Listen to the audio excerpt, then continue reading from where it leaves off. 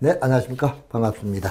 자, 이번 시간 여러분 47페이지의 문제 37번 사용 승인에 관한 파트인데, 건축행정 절차에서 우리가 볼 때 일단 사전 결정을 신청을 했죠. 그럼 이제 사전 결정을 받고요. 그 다음에 건축 허가를 신청을 하게 됩니다. 자, 허가 신청을 받아서 건축 허가를 받게 되겠죠. 자, 신청을 받아서 허가를 하기 위해서 도지사의 사전 승인 제도가 있고 건축 허가에 제한하는 경우도 보셔야 되겠고요. 그 다음에 이제 허가를 하기 위해서 우리가 봐야 될 것이 또 건축위원회의 심의도 거쳐야 될 것이고, 그 다음에 또 안전관리 예치금, 그렇죠. 여기 안전관리 예치금 제도도 있습니다만은, 그 민원 협의회, 그렇죠. 일괄협의회를 구성을 해서 거기서 결과가 나와야 되겠죠. 이거를 받아서 이제 허가권자가 허가를 하게 됩니다. 자, 건축 허가하고 이제 착공 신고를 하죠.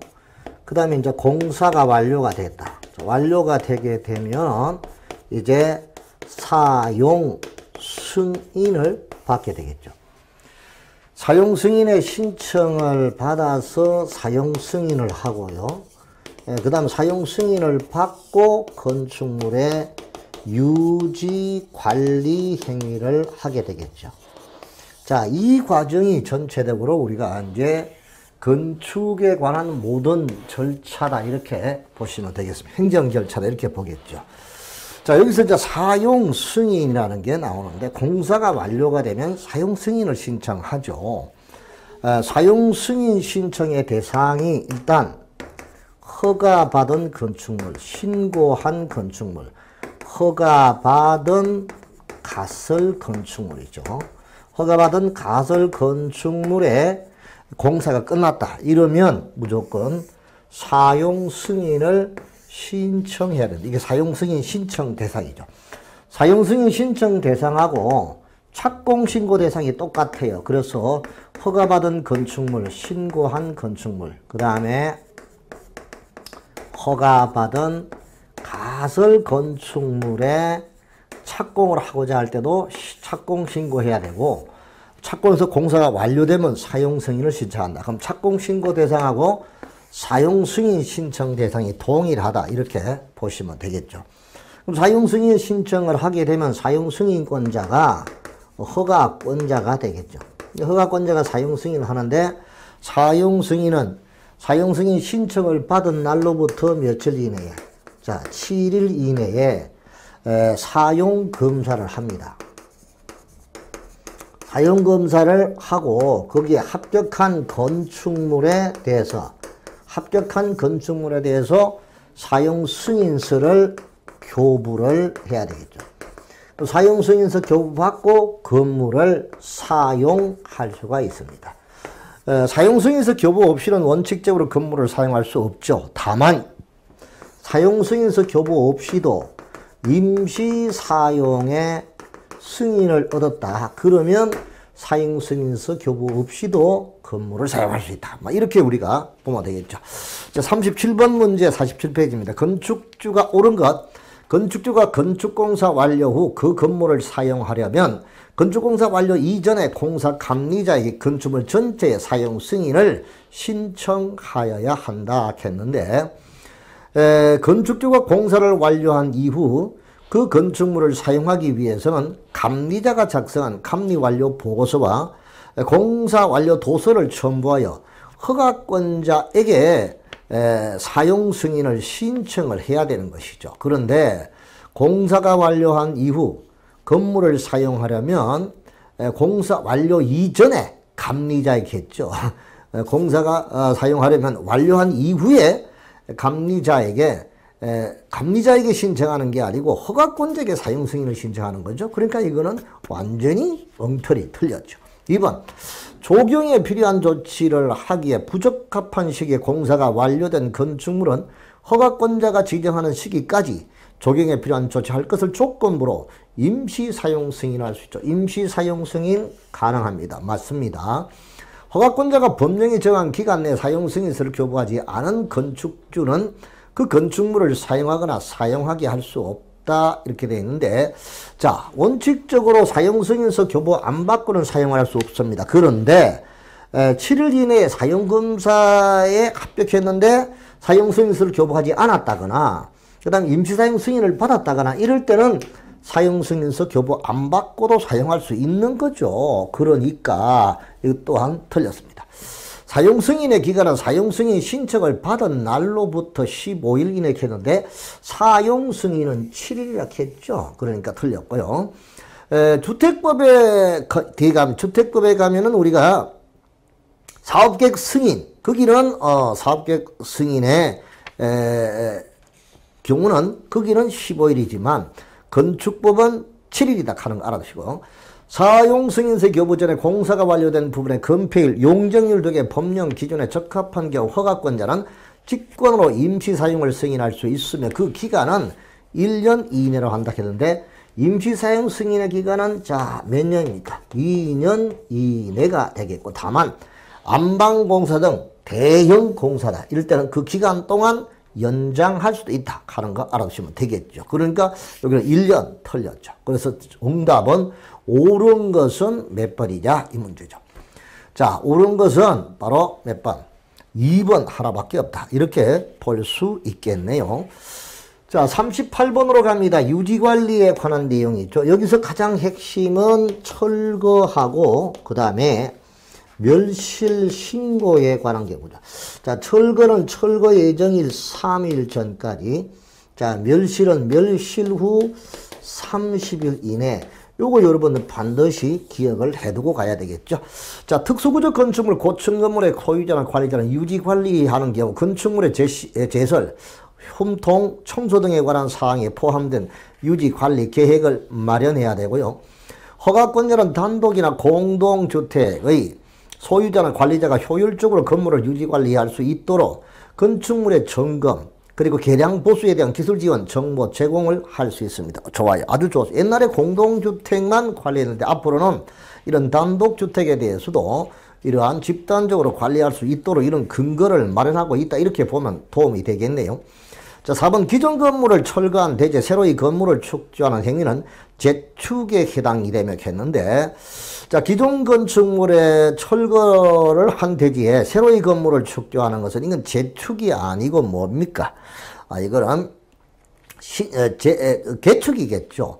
건축물의 소유자는 철거 예정이 10일 이전에 신고하여야 한다 했는데, 자, 우리가 철거 신고는 아까 3일 전에 하는 거고, 멸실은 멸실 후 30일 이내입니다. 요거는 철거는 철거 예정일 3일 전까지, 멸실은 멸실 후 30일 이내가 되는 것이죠. 그러면 기존 건물을 철거한 대제 새로이 건물을 축조하는 행위는 재축이 아니고 개축이게 전부를 철거하고 초과하면 신축이 될 것이고, 일부를 철거하고 더 넓히고 높이면 정축이 될 것이고, 종전과 똑같이 하면 개축이 되는 건 재축은 아니잖아. 틀렸고요. 건축물의 소유자는 철거 예정일 10일 이내가 아니고 철거 예정일 3일 전까지니까 완전히 틀렸죠. 정답은 4번이다. 요거 기억하시고, 건축물이 재해로 인하여 멸실된 경우에 건축물의 소유자 관리자는 멸실 후 30일 이내에 신고한다. 맞습니다. 정답은 4번이 된다. 이렇게 볼 수가 있겠죠. 자, 그런데 여러분, 요런 걸 보면은 페이지 그 앞부분에 17페이지 요약 페이지에 요약에 보게 되면 거기에 조금 틀린 게 있죠. 그래서 그 17페이지 요약에 보시면 철거 및 멸실 신고가 요약돼 있죠. 철거는 철거를 하기 전 철거 예정일 7일 전 했는데 종전에 7일 전이고 지금은 3일로 바뀌었죠. 그래서 3일로 요거 고쳐주시기 바랍니다. 그래서 3일 전에 특시, 특도, 시군, 구청장에게 신고하고 멸실은 30일이 맞다 하는 것을 알아주시면 되겠죠. 이렇게 이제 가끔씩 이렇게 하다 보면 틀리는 경우도 있습니다. 막 그럴 때 이렇게 선생님이 지적을 해줄 때 빨리 바로 잡아 놓고 이렇게 강의를 진행하면 도움이 되겠습니다. 좋습니다. 자, 그 다음에 페이지 48페이지 40번 문제로 넘어가서 보겠습니다. 40번이죠. 건축물의 법령상 정기점검, 수시점검에 관한 설명으로 옳지 않은 것은 어느 것이냐 하는 문제인데, 자, 요 부분에 대해서도 여러분 공부를 조금 이렇게 하신 분들은 안전점검 이런 게 나와 있죠. 그러면 미리 16페이지를 한번 보십시오. 서브노트 16페이지 요약 16페이지에 보게 되면 유지관리에서 정기점검, 수시점검이 나와 있죠. 그거 한번 읽어보시면 되겠습니다. 일단 사용 승인을 이렇게 받았습니다. 사용 승인을 받으면 일단 10년이 경과되고요. 그 다음에 10년 경과 후에 매 2년마다, 자, 10년 경과 후 매 2년마다 1회 정기점검, 1회 정기점검, 이렇게 이제 정기점검을 실시한다 이거죠. 자, 그리고 저 정기점검을 하고자 할 때는, 자, 2년이 되는 날에 3월 전, 그렇죠. 3개월 전이니까 한마디로 여기 9월 되겠죠. 9월 30일까지가 되겠죠. 요때 요까지 통보를 하게 되겠죠. 미리 알려주고 이렇게 정기점검을 실시한다. 이렇게 보면 되겠죠. 요게 포인트가 되는 거니까 40번 문제 볼까요? 다중이용 건축물의 소유자나 관리자는 해당 건물의 사용 승인을 기준으로 5년이 지난 날부터 2년마다 했는데, 5년이 지난 날이 아니고 몇 년? 10년이 지난 날부터 매 2년마다 한 번씩 정기점검을 실시한다. 10년이죠? 5년 틀렸네요. 허가권자는 정기점검을 실시해야 하는 건물의 소유자나 관리자의 정기점검 대상 건물이라는 사실과 정기점검 실시 절차를 기준 1로부터 2년이 되는 날에 몇 개월? 3개월. 기준 1로부터 2년이 되는 날 3개월. 그렇죠. 3개월 전까지 미리 알려야 되고, 다중이용 건축물의 소유자나 관리자는 화재, 침수, 재해나 재난으로부터 건축물의 안전을 확보하기 위하여 필요할 때는 허가권자가 조례로 정하는 바에 따라 수시 점검을 실시를 해야 된다. 그렇죠. 그리고 건축물의 소유자 관리자 정기점검, 수시점검을 실시했을 때는 그 점검을 마친 날로부터 30일 이내에 허가권자에게 그 결과를 보고해야 되겠죠. 오케이. 자, 그 다음 국토부 장관은 건물의 소유자나 관리자와 유지관리 점검자가 공정하게 계약을 체결하도록 하기 위해 정기점검, 수시점검에 관한 표준 계약서를 정해서 보급할 수 있도록 하고 있죠. 맞아요. 정답은 여기라 몇 번? 1번이 정답이다. 이렇게 보게 되겠습니다. 41번이죠. 건축물의 다중이용 건물의 유지관리를 위한 정기점검에 관한 내용이다. 관로안에 들어갈 숫자. 이거 아까 봤던 그런 문제죠. 몇 년? 10년이 지난 날부터 매 2년마다 한 번 정기점검을 실시한다. 우리가 너무나 봤던 그런 내용이니까 알아두시고요. 자, 이렇게 해서 이제 건축법의 건축행정 절차에 관한 문제는 이렇게 해서 우리가 정리를 했고요. 문제 43번부터 진행이 되는 것이 우리가 이제 건축 제한에 관한 거죠. 그래서 제3장에 건축 제한 등이다 라고 되어 있는데, 첫 번째 우리가 제한 등에서 볼 수 있는 것이 대지와 도로, 건축선에 관한 그런 내용들을 우리가 먼저 살펴봐야 돼. 여기는 약방의 감초죠. 반드시 출제가 된다. 이렇게 보겠는데, 43번에 도로에 관한 문제가 대지와 도로에 관한 내용이죠. 우리가 이제 도로, 대지와의 관계 이런 부분을 가지고 잘 나오는데 옳은 것입니다. 허가권자는 주민이 오랫동안 통행로로서 이용하고 있는 사실상의 통로로서 해당 조례로 정한 경우는 이해관계의 동의와 건축위원회 심의를 거쳐 도로를 지정하여야 한다. 도로 지정에 관한 부분이죠. 그런데 여기는 사실상의 통로로 조례가 정한 경우는 이해관계의 동의와 건축위원회 심의를 거쳐서 도로를 지정한다 했는데, 일반적으로 도로를 지정하기 위한 이해관계 내 동의를 얻어야 됩니다. 다만 해외 거주한다거나 사실상 통행로로 이용하고 있는 사실상의 통로로서 조례가 정하는 것이다. 자, 이럴 때는 이해관계의 동의는 받지 않고 건축위원회 심의만으로 도로를 지정할 수가 있죠. 그런데 여기는 이해관계의 동의도 받고 건축위원회 심의를 거쳐야 된다 했으니까 이게 바로 틀린 것이다 이 말이죠. 지금 정답은 찾는 거는 옳은 걸 찾는 거죠. 이건 1번 틀렸어요. 2번 국계법에 따른 도시지역 외의 지역. 우리가 도시지역 외의 지역은 우리가 용도지역이 토관농자죠. 4개 용도. 우리가 이제 용도지역은 대한민국의 땅덩어리를 이렇게 이제 보게 되면 전체적으로 이 개발과 보전으로 이렇게 나눠집니다. 그래서 개발에 속하는 것이 우리가 이제 도시지역이 될 것이고요. 그리고 보전에 속하는 것이 관농자다. 이렇게 보게, 이거 이제 우리가 도시지역 밖이다. 이렇게 보게 됩니다. 도시지역은 당연히 개발이 되는 거니까 당연하죠. 도시지역은 다시 우리가 이제 주상공록으로 나눠지죠. 주거지역과 상업지역과 공업지역과 녹지지역으로 나누는데 주거는 다시 우리가 전일준으로 나눠지죠. 그리고 상업은 중일, 유근 이렇게 해서 세분화되고요. 자, 공업지역은 다시 전일준 이렇게 보게 되죠. 자, 녹지지역은 다시 보생자로 세분이 됩니다. 그래서 도시지역이 이렇게 해서 크게 4개로 다시 세분화되고 다시 전용 주거는 양원 주거 환경이 보호인데 여기는 1종 전용, 2종 전용. 자, 일반 전용, 일반 주거는 1종, 2종, 3종. 그리고 준주거는 이 주거에다가 상업, 공업 이런 것들이 업무가 다양하게 포함되어 있는 거죠. 그래서 준주거죠. 이렇게 해서 주거지역이 6개가 됩니다. 하나, 둘, 셋, 넷, 다섯. 1종, 2종, 3종. 그렇죠. 그 다음에 준주거. 그래서 주거지역만 6개, 상업지역이 중일유건 4개, 공업지역이 전일준 3개, 녹지지역이 보생자 3개 이렇게 해서 도시지역만 우리가 16개가 되는 것이죠. 자, 그럼 관리지역이 다시 또 3개가 됩니다. 이거 관리지역은 다시 또 우리가 보면 보생 개가 되겠죠.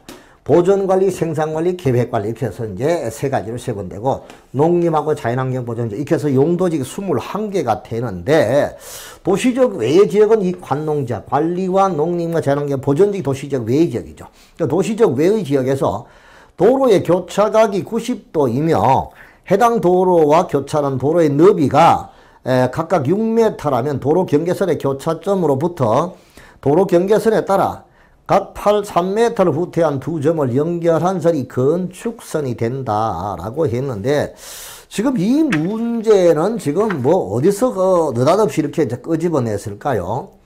우리가 이제 건축법물의 대지와 도로와의 관계. 일단 건축물이 있는 대지는 어떤 경우든 간에 A, B, C 여기다 건물이 있고 건물이 있고 건물이 있다. 이럴 때 건물이 있는 지역은 어떤 경우든 간에 도로에 2m 이상을 접해야 됩니다. 그럼 여기 이제 뒤에 대지가 쭉 있다라고 한다면 이쪽에도 대지가 이렇게 있다고 보면은 통행로가 안 보이잖아요. 이건 맹지겠죠. 그럼 이때는 A의 땅을 빌리든가 이렇게 해서 도로에 2m 이상을 접하게 통로 만들어 놓고 건물을 세우지. 안 그러면 건물을 못 세우는 맹지가 되는 것이죠. 일단 건물이든 대지는 도로에 항상 2m 이상을 접해야 되는데 자, 이런 부분에 관한 내용인데 이번에 도시지역 외의 지역에서 도로의 교차각이 90도이며 해당 도로의 교차하는 너비가 각각 6m라면 도로 경계선의 교차점으로부터 도로 경계선에다 각 3m 후퇴한 두 점을 연결한 선이 건축선이 된다라고 했어요. 자, 그럼 이거는 이제 한마디로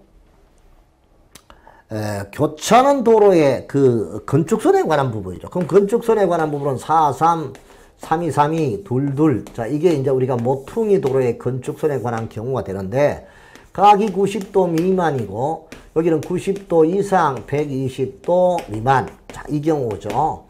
자, 그럼 여기다가 이제 이렇게 이제 등표를 표시를 이렇게 해서 도표가 완성이 돼야 되겠죠. 도표를 이렇게 이제 우리 책에 있는 내용을 그대로 이제 옮겨 놓은 거죠. 자, 그럼 요거를 이제 교차 각이라고 합니다. 요거는 이제 당해 도로가 되는 것이고요. 여기는 이제 교차되는 도로다. 이렇게 우리가 볼 수가 있는 거죠.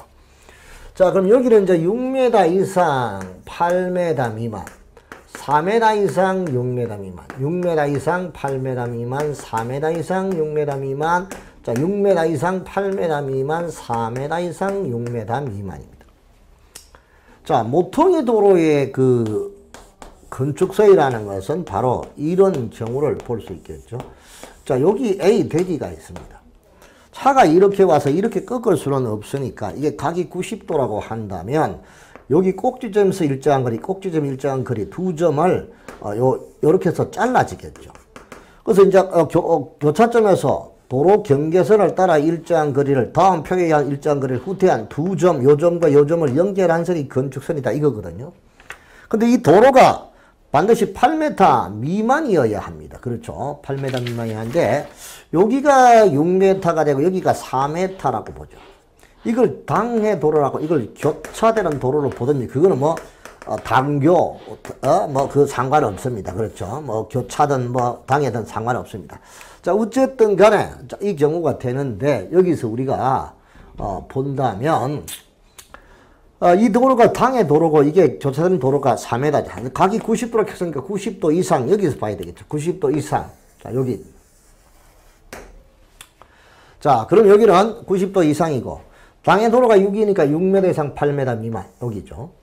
자, 교차되는 도로가 4m니까 교차되는 도로가 4m, 4m 이상 6m 미만. 이게 2가 됩니다. 자, 그럼 여기서 이제 우리가 이 모퉁이 도로의 경우는 90도 이상일 때는 이게 2가 되는 것인데 지금 이번에 보니까 교차각이 90도이며 해당 도로와 교차되는 도로의 너비가 각각 6m라고 한다. 자, 6m. 자, 여기도 6이고 여기도 6이라고 한다. 그럼 6이 같으면 여기에들은 요거죠. 여기도 교차되는 당해 도로가 6이고 교차되는 도로가 6이니까 3이 되겠죠. 그 3m죠. 그러니까 요때는 도로 경계선에 따라 각 3m를 후퇴한 요쪽에 3m, 요쪽에 3m 후퇴한 이 두 점을 연결한 선, 이 선이 건축선이 된다. 바로 그 뜻이죠. 그러니까 이거는 뭐 도시적 바깥이든 도시적 안쪽이든 상관하지 않고 이 도표에 의한 경우를 물었죠. 이게 모퉁이 도로의 건축선인데 옳은 설명이 됩니다. 3번 도로면에서부터 높이 4.5m 이하에 있는 출입구, 창문 그 밖에 이와 유사한 구조물은 열고 닫을 때 건축선의 수직면을 넘는 구조를 할 수 없다라고 해야 되는데 있다. 틀렸네요. 그 다음에 이제 건축물의 주변에 건축이 가능한 녹지가 있다면 건축물의 대지가 2m 미만으로 도로에 접하여도 건축 법령을 위반한 것은 아니다라고 했죠. 그런데 녹지가 있다. 건축물의 대지가 2m 미만으로도 도로에 접하여도 건축 법령을 위반한 것은 아니다라고 했는데 이건 무슨 말이냐 하면은 아까 여기 보죠. 자, 여기서 우리가 봤을 때 이 시가 맹지입니다. 그럼 주변에 여기다 이제 공원이나 광장이나 이런 건축금지 공지가 있다 이게. 이럴 때는 이쪽으로 출구를 내면 되니까 이쪽에 도로에 2m 이상을 안 접해도 되죠. 그런데 주변에 건축이 가능한 녹지가 있다면 건축물의 대지가 2m 미만으로 도로에 접하여도 건축법령을 위반한 것은 아니다라고 했는데 건축물을 세우면 이쪽이 공원이 아니고 건축물을 세운다면 반드시 도로에 2m를 접해야 됩니다. 그런데 접하지 않아도 된다 했으니까 틀렸고 건축물과 담장, 지표 아래의 창고시설은 건축설의 수직면을 넘어서는 안 된다 했는데 지표 하의 부분은 넘어도 상관없습니다. 그러하지 아니하다고 해야 돼요. 그러니까 5번도 틀렸습니다. 맞는 것은 2번 하나밖에 없다. 이렇게 볼 수가 있는 것입니다. 요거 체크해 두시고요.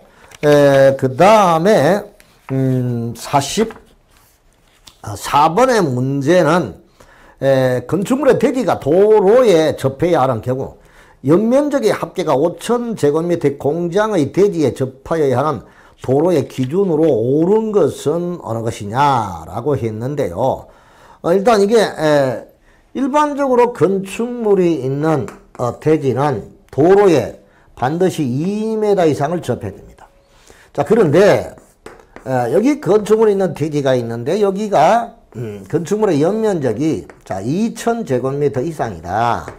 2000제곱미터 이상이라면 여기는 앞에 도로가 6m 이상이 돼야 되고 도로에 접해 있는 폭이 4m 이상이 돼야 됩니다. 그래서 6m 이상의 도로에 4m 이상을 접하고 이게 공장이라면 3000제곱미터가 되겠고요. 일반 건축물은 2000이 되는 것이죠. 자, 바로 그겁니다. 그래서 일단 연면적 합계가 5000제곱미터 공장은 3000제곱 이상이죠. 이럴 때 6m 이상의 도로에 4m 이상을 접해야 되겠죠. 그러니까 정답은 몇 번입니까? 3번이 정답이다 하는 게 바로 보이죠. 그거 알아두시고 가시면 되겠습니다. 자, 요게 이제 45번 문제도 같은 그런 문제가 되니까 같이 봐두시고요. 52페이지에 46번으로 건너갑니다. 건축선 지정 및 건축 제한에 관한 설명으로 옳은 것. 건축선은 원칙적으로 대지와 도로의 경계선이다. 자, 우리가 이제 건축선 이렇게 지나와 버렸죠. 건축선은 시험 문제 반드시 나오니까요. 우리가 이제 건축선이라는 것은 대지에 건축을 할 수 있는 그 한계선, 요걸 우리가 건축선이라고 하는 것이죠. 자, 그런데 여기서 이제 분명히 알아줘야 될 것이 있습니다. 이 건축선은 이제 법정 건축선이 있고요. 그 다음 이제 지정 건축선이 있다. 이렇게 볼 수 있죠. 자, 법정 건축선의 경우는 일단 대지 안에, 대지 내에 건축선과 도로 경계선 사이의 면적은 대지 면적에 포함이 되지 않습니다. 자, 그럼 지정 건축선은 대지 내 건축선과 도로 경계선 사이의 면적은 대지 면적에 포함이 됩니다. 자, 요 둘을 먼저 알아두시고 가야 되는데 조금 이따 설명이 나오겠죠. 자, 일단 46번 문제에서 개념을 먼저 봅시다. 건축선. 건축선은 원칙적으로 대지와 도로의 경계선이다. 자, 우리가 이제 도로가 이렇게 있다고 보죠. 여기 사람이 왔다 갔다 하는 인도입니다. 차가 왔다 갔다 하는 차도가 되겠죠. 그럼 건축법상의 도로는 이렇게 보행 및 자동차의 통행이 가능한 폭이 4m 이상의 지정 또는 예정 도로가 건축법상의 도로입니다. 그럼 4m가 될 때 그 선과 4m 되는 도로의 경계선, 이 경계선이 바로 건축을 할 수 있는 한계선, 건축선이다. 바로 그 뜻이죠. 이번 대지가 소요 너비에 못 미치게 되는 4m가 안 된다 이게. 안 되는 도로에 접한 경우 그 중심선에서 소요 너비의 2분의 1 수평거리만큼 물러난 선을 건축선을 한다. 자, 이때 4m가 되면은 이렇게 되는죠. 근데 문제는 4m가 안 되는 도로다. 자, 이 말입니다. 그럼 여기서 우리가 이제 보면 이 도로가 4m 도로를 때는 이 선과 이 선이 건축선이다. 자, 그런데 이쪽에는 여기 도로가 이제 2m 밖에 안 된대요. 그럼 2m 밖에 안 된다. 그럼 2m 밖에 안 되면은 이때 어떻게 해? 이때는 도로 중심선에서부터 소요 너비의 2분의 1을 후퇴한 선이 건축선이 된다. 이거죠. 자, 소요 너비에는 4m, 4m의 2분의 2가 되겠죠. 그럼 여기도 2. 그럼 여기서 지금 도로가 지금 2m 밖에 안 되잖아요. 그럼 여기 1m, 여기 1m니까 이쪽이 1m, 이쪽이 1m. 그럼 1 이렇게 해서 4m 되겠죠. 그리고 이때 이 A와 만약에 이 A, B, C, D, E라고. 자, A, B, 중심선 C, 여기 이제 D, 그 다음 E라고 했을 때 이때 건축선은 A와 E가 건축선이 되는 거죠. 이때 이제 대지 안에 건축선하고 도로 경계선 이 사이의 빗금치 면적은 대지 내의 건축선과 도로 경계선 사이의 면적은 대지 면적에 포함이 안 된다. 이건 도로다. 대지 면적에 안 들어간다. 도로다 이게. 마찬가지죠. 대지 안에 건축선과 도로 경계선 사이 이 빗금치 면적은 대지 면적에 포함되지 않는다. 그렇죠. 바로 그겁니다. 이게 법정 건축. 이게 법정 건축은 이거죠. 4m 되는 도로선 이거죠. 그러니까 2m 2분의 1의 수평거리만큼 물러난 선. 이게 건축선 맞습니다. 대지가 소요너비에 못 미치는 도로에 접한 경우 4m 미만 도로의 경우로서 그 도로의 반대쪽에 경사지등이 있다. 이때 경사지등이 있는 쪽 도로 경계선에서 소요너비에 해당하는 수평거리 선을 건축선으로 한다. 자, 요번에는 이쪽에 도로가 있는데 여기 경사지가 있다. 도로가 2m밖에 안 된다. 자, 이럴 때는 중심선을 할 수가 없고 이때 경사지가 있는 축에서부터 소요폭 4m, 소요폭 4m 해당하는 선이 건축선이 되니까 이때는 이쪽만 2m 물러난 거죠. 그렇죠. 이제 물러날 데가 없으니까. 자, 그래서 대지가 소요너비에 못 미치는 도로에 접하는 경우라서 도로의 반대쪽에 경사지 등이 있다. 경사지나 철도부지, 선로부지 이런 게 있다면 경사지 등이 있는 쪽 도로 경계선에서 소요너비에 해당하는 수평거리에 소요너비 4m 해당하는 수평거리의 선을 건축선으로 하니까 이쪽 한쪽만 이건 양쪽이 다 있으니까 양쪽 이렇게 이제 물러난다. 이렇게 보죠. 맞죠? 네 번째, 허가권자는 시가지 안에 건축물의 위치나 환경을 정비하기 위해 건축선을 따로 지정할 수 있습니다. 오케이. 따로 지정한 것이 이게 지정건축선이죠. 따로 지정한 것이 이제 건축선이, 이게 지정건축선인데 이게 무슨 뜻인고 하는 거를 우리가 한번 봐야 된다. 자, 여기는 이제 우리가 도로가 있고요. 이 도로가 6m예요. 그럼 일단, 법정 건축선은 4m에 들은 도로의 경계에서 이 건축선이 되는 거 맞죠? 근데 여기서 이제 도시지역이야. 도시지역의 도시 미관을 위해서 별도로 4m 이내의 범위 안에서 조례로 건축선을 정해놨대요. 그럼 4m 이내 범위 안에 조례가 정하는 거리를 그 별도로 건축선을 정해놨다 이거죠. 그럼 4m 이내 범위 안에서 허가권자가 별도로 건축선을 지정해놨다.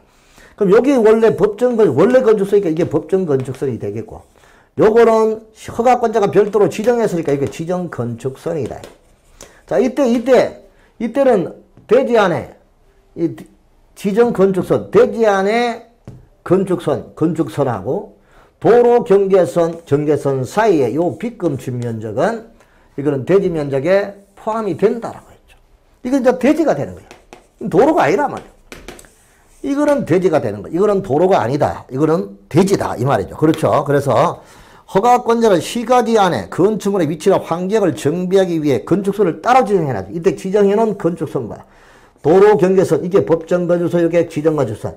이 사이의 빗금친 면적은 대지 면적에 들어간다. 그거 알아두시고 따로 지정할 수 있다. 맞습니다. 이게 지정 건축선이다. 기억하시고요. 자, 5번. 건축물과 담장, 그 지표 아래 부분은 건축선의 수직면을 넘어서 안 된다 했는데 지표 하의 부분은 넘어도 상관없다. 그러하지 아니하다라고 했죠. 그러니까 5번이 틀렸다 하는 것을 알 수가 있겠습니다. 자, 47번 응용 문제인데 갑은 대지의 높이 4m, 연면적 합계가 90제곱미터인 건축물을 신축하려고 한다. 건축법령상 건축 규제에 위반되는 것은 어느 것이냐 이거죠. 자, 갑은 건축을 위해 건축 신고를 하였다라고 했는데 높이 4m, 연면적 합계가 90제곱미터인 건물을 신축하려고 한다. 건축법령상 규제 위반되는 것은 어느 것이냐 이 말이죠. 자, 그럼 갑은 건축을 위해서 건축 신고를 하였다라고 했는데 이거 위반된 거 맞아요 안 맞아요? 자, 이거는 분명히 건축을 위해서 일단 85제곱미터가 넘었잖아. 85제곱미터 이내에 증축, 개축, 재축. 자, 이런 경우는 뭡니까? 신축으로 가능하죠. 이내에 증축, 개축, 재축은 신축이 가능합니다만 연면적 합계가 소규모죠. 요거는 이제 연면적 합계하면 소규모니까 연면적이 아니고 바닥면적 합계라고 연면적이잖아요. 연면적 합계잖아요. 그 연면적 합계가 90제곱미터 하면 100제곱미터 이내의 경우는 신축으로 가능하죠. 그러니까 요거는 거기에 해당하니까 신축으로 하였다. 맞습니다. 건축 신고했다. 맞고요. 갑의 대지는 인접한 도로면보다 낮으나 대지에 배수의 지장이 없고 건축물의 용도상 방습의 필요가 없다면 도로면보다 낮아도 상관없다. 맞죠? 갑은 공개공지 공개공간을 확보하지 않았다라고 했는데요. 공개공지 공간 확보 대상은 일단 그 지역이 어떤 지역이어야 합니까? 일반 주거, 준주거, 그리고 이제 준공업, 그리고 상업지역, 이런 용도지역에 해당이 되는 그런 규정이 없잖아요. 그러니까 이거는 뭐 확보 대상이 아니다. 이렇게 보고. 갑의 대지는 보행과 자동차 통행이 가능한 도로에 3m를 접하고 있다. 이겠는데, 보행과 자동차 통행이 가능한 도로에 3m 접하고 있다. 이거는 무슨 말입니까? 2m 이상을 접하면 되니까 3m 접해서만 적법한 거 맞죠? 그 다음에 가변 건축물은 창문을 열었을 때 건축설의 수직면을 넘어서는 구조로 되어 있다. 건축설의 수직면을 넘으면 이거는 위반이 되는 거죠. 그래서 4.5m 이하의 출입구 창문, 이와 유사한 구조물은 문을 개폐, 열고 닫을 때 건축설의 수직면을 넘지 않는 구조로 해야 되는데 넘어서는 구조로 되어 있으니까 이거 위반한 거 맞죠. 그래서 정답은 5번이다. 이렇게 볼 수 있는데 자칫 잘못하면 오해 소지가 있겠습니다. 그러니까 이게 1번 같은 경우도 연면적 합계니까 소규모 건축물이죠. 소규모 건축물은 100제곱미터 이내까지는 신건축이라 하더라도 신고사항이니까 막 그런 것을 의미한 그런 문제는 폭넓게 잘 냈습니다만 명확하게 규정을 할 필요가 있겠네요. 그 다음에 이제 48번부터 대지 안에 조경에 관한 부분인데, 조경 덕에 조치를 하지 아니할 수 있는 건물에 관한 일부의 규정이다. 관련은 들어갈 숫자, 녹지지역에 건축하는 건축물이라든가 면적이 5,000제곱미터 미만의 대지 아래 건축하는 공장이라든가 연면적 합계가 1,500제곱미터 미만의 공장, 그리고 산업단지 안에 공장이라든가 대지 염분이 함유되어 있다. 가설건축물 이런 것은 조경을 하지 않아도 되잖아요. 그래서 여기는 이제 그 숫자에 관한 문제인데 5,000제곱미터 미만의 공장하고 1,500제곱미터 미만의 공장입니다. 그렇죠. 그러니까 이제 헷갈리지 마시고 잘 분석해야 되겠네요. 그러니까 이런 식으로 이제 문제 조금 황당한 그런 문제라고 볼 수 있겠는데 일단 포인트는 일단 정확히 잡고 냈다고 볼 수 있겠네요. 정답은 4번이다. 이렇게 보게 되겠습니다. 49번에 대지 분할 제한 기준 면적을 이야기하죠. 그 49번에 대지 분할 제한 기준 면적에 관한 경우죠. 대지 분할 제한 기준 면적은 일단 주거 지역하고 그 다음에 기타 이걸 좀 미지정 켜도 좋고요. 주미 켜도 좋습니다. 주거 지역과 기타 지역은 60제곱미터 미만으로 분할할 수가 없습니다.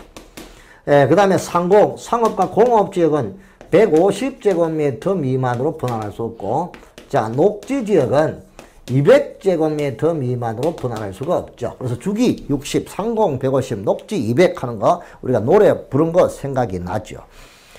자, 주거지역은 일단 옳은 것을 물었잖아요. 자, 주거지역이니까 60인데 100이라서 잘못됐고, 상업지역은 150이죠. 맞네요. 디귿, 공업지역은, 상공 150이잖아. 그러니까 200 틀렸고요. 리얼, 녹지지역은 200인데 150 틀렸고요. 자, 미형, 기타 미지정 지역이죠. 60이잖아요. 그리고 100이 틀렸고, 옳은 것은 2번 하나. 문제 각색은 상당히 좋은 그런 취도가 되겠네요. 이렇게 우리가 알아두시면 될 것입니다. 자, 여기까지 우리가 대지와 건축선에 관한 도로 이 부분을 봤고 50번부터 우리가 봐야 될 것은 구조 설비에 관한 그런 문제가 되겠네요. 구조안전 확인 서류를 허가권자에게 제출해야 하는 건물은 자, 구조안전 확인 대상인데요.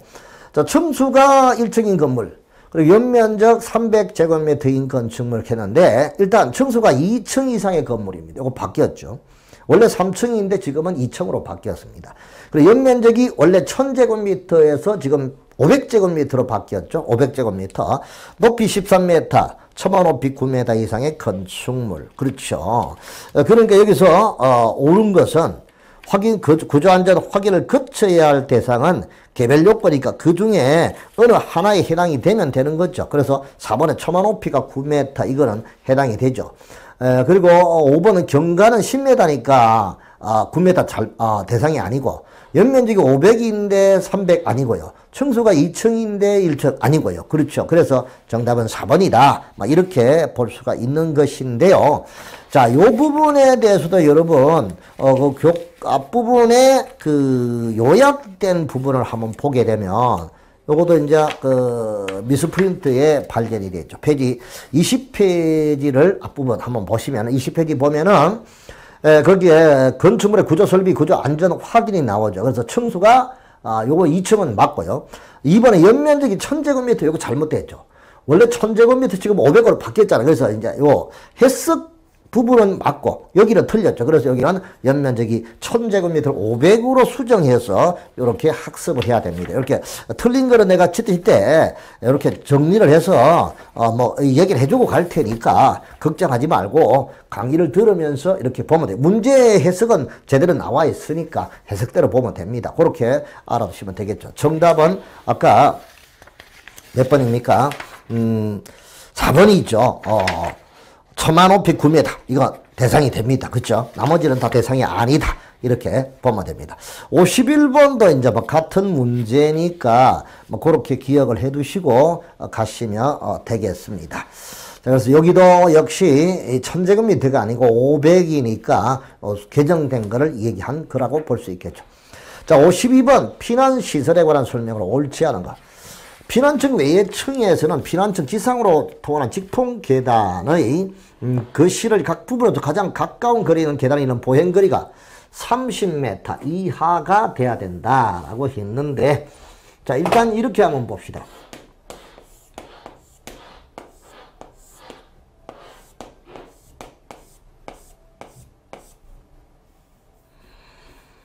자, 그러면 여기서 이제 지표가 되겠고, 여기도 지표인데, 이때 여러분, 이 바닥이 지표면 아래에 있는 건 지하층이잖아요. 그런데 이제 여기 A, B, C, D, E, F, G다. 그럼 여기 C가 피난층이 되겠죠. 그럼 D도 피난층이 됩니다. 그럼 한번 지상으로 땅을 밟을 수 있는 것이 피난층이죠. 그럼 나머지는 이거는 피난층 외의 층이 되겠죠. 피난층 외의 층이다 이거죠. 자, 그러면 건축물의 피난층 외의 층에서는 요 E, G, F, FG 여기서 피난층도 지상으로 통하는 직통계단의 거실을 직통계단을 거실의 각 부분에서부터 가장 가까운 거리에 있는 계단에 이르는 보행거리가 30m 이하가 돼야 된다. 자, 그럼 보행거리는 우리가 이렇게 한번 생각을 한번 해봅시다.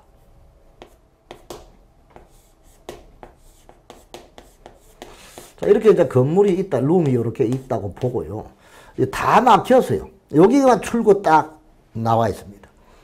그럼 여기서 가장 먼 거리에서, 룸에서 나와서 여기까지 나오는 거리를 보행거리인데, 이게 불이 나게 되면 이 보행거리가 길면 길수록 바베큐 될 확률이 크죠. 아이고, 끔찍스러워라. 자, 어쨌든 간에 보행거리는 집에서 뛰어다닐 수가 없잖아. 걸어다니는 보행거리는 이 거리가 30m가 원칙이죠. 그런데 이제 그 불연제로로 되어 있고, 불연제로로 되어 있다. 요럴 때는 이제 40m, 16층 이상이고 불연대로로 되어 있다. 40m. 내화 구조로 되어 있고 불연대로 되어 있다. 40m. 그리고 이제 50m. 그리고 이제 75m. 그리고 100m. 자, 이 경우가 어디에 있노? 하라고 하면은 피난안전구역에 대해서 우리가 앞에 21페이지에 그 요약 부분에 있죠. 보행거리 나와 있습니다. 그래서 보행거리가 원칙적으로 30m 있죠. 그 다음에 이제 내과 구조나 불연제로로 된 건축물의 경우는 50m. 그런데 16층 이상의 공동주택은 40m. 자, 그 다음에 이제 또 자동화 생산시설에 스프링클러 등 자동식 소화 설비를 갖추고 있다. 이때는 75m. 그리고 무인화 공장, 로봇 무인화 공장은 100m. 그래서 3, 4, 5, 7, 5, 100이죠. 이게 이제 보행거리에 관한 규정입니다. 이렇게 몽땅 알아두고 가는 게 좋겠습니다. 자, 그럼 1번은 맞는 거죠. 5층 이상 지하 2층 이하의 층에 설치하는 직통계단은 피난계단, 특별피난계단을 설치하는 것이 원칙이고 200제곱미터에 할 때는 직통계단을 특별피난계단으로 설치하지 아니할 수 있는 특례가 있습니다. 그리고 옥상광장 2층 이상의 층의 노대, 난간의 높이는 1.2m. 원래 1.1에서 1.2 맞습니다.